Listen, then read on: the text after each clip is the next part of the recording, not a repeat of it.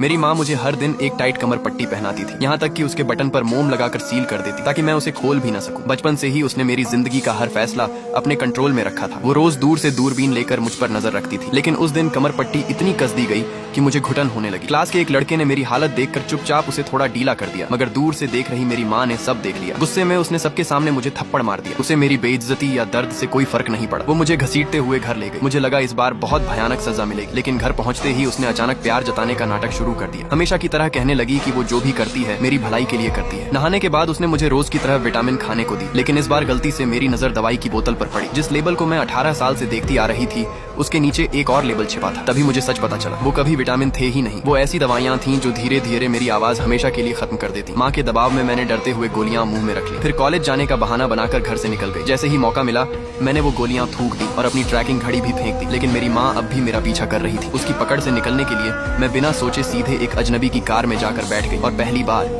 अपनी माँ की आंखों के सामने मैंने खुद अपने हाथों से कमर पट्टी खोल दी। उस रात मैंने वही किया जिससे मेरी माँ सबसे ज्यादा डरती थी, और पहली बार मुझे असली आजादी महसूस हुई। हालांकि उस आदमी को लगा कि मैं उसमें दिलचस्पी रखती। उसने मेरा नंबर मांगा। मैंने साफ कह दिया कि हमारी मुलाकात दोबारा कभी नहीं होगी, लेकिन मुझे नहीं पता था वो शहर का सबसे ताकतवर आदमी था। एक ऐसा आदमी जो मुझे इस कैद से हमेशा के लिए बाहर निकाल सकता था। घर लौटते ही मेरी माँ मुझे अस्पताल ले गई। वहाँ मेरी जबरदस्ती मेडिकल जांच करवाई गई। तभी मुझे एहसास हुआ कि उसकी नजर में मैं सिर्फ एक खिलौना थी। जांच के बाद वो बेहद गुस्से में मुझे वापस घर ले आई, लेकिन इस बार मैंने झुकने से इनकार कर दिया। मुझे लगने लगा था कि अब मैं पूरी जिंदगी उसकी कैद में रहूंगी। तभी उसने मेरा विदेश वाले कॉलेज का एडमिशन लेटर निकाला। वो मेरी आजादी की आखिरी उम्मीद थी, लेकिन उसने मेरी आंखों के सामने उसे फाड़कर टुकड़े टुकड़े कर दिया और कहा कि मैं उसे छोड़कर कभी कहीं नहीं जा सकती। जब मुझे लगा कि अब मेरे पास कोई रास्ता नहीं बचा, तभी अचानक वही आदमी हमारे घर आ पहुंचा। पार्ट 2 के लिए सब्सक्राइब करो।